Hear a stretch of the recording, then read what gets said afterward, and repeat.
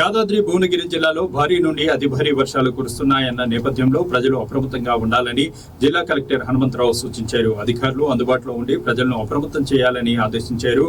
బుధవారం వలిగొండ మండలం ముగిలిపాక వెల్వర్తి గ్రామాల మధ్యలో రోడ్డుపై నుండి పారుతున్న వాగు ప్రవాహాన్ని జిల్లా కలెక్టర్ పరిశీలించారు. వెంటనే సంబంధిత తహసీల్దార్ కి ఫోన్ చేసి వాగు వద్ద ఎలాంటి ప్రమాదాలు జరగకుండా చర్యలు తీసుకోవాలని ఆదేశించారు.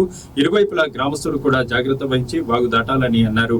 పోలీస్ సిబ్బంది ఎప్పటికప్పుడు క్షేత్రస్థాయిలో పర్యవేక్షణ జరపాలన్నారు. వాగు వద్దకు ప్రజలు వెళ్లకుండా అధికారులు అందుబాటులో ఉండి అప్రమత్తం చేయాలన్నారు. రెవెన్యూ, పోలీస్ అధికారులు వాగు వద్ద ఉండి ఎప్పటికప్పుడు నీటి ఉధృతిని పరిశీలించాలన్నారు. జిల్లా అధికారులందరూ అప్రమత్తంగా ఉండాలన్నారు. ఎలాంటి ప్రాణ నష్టం, ఆస్తి నష్టం జరగకుండా చూడాలని పేర్కొన్నారు. అనంతరం వలిగొండ మండలం వెల్వర్తి గ్రామంలో ప్రాథమిక ఆరోగ్య కేంద్రాన్ని కలెక్టర్ ఆకస్మికంగా తనిఖీ చేశారు.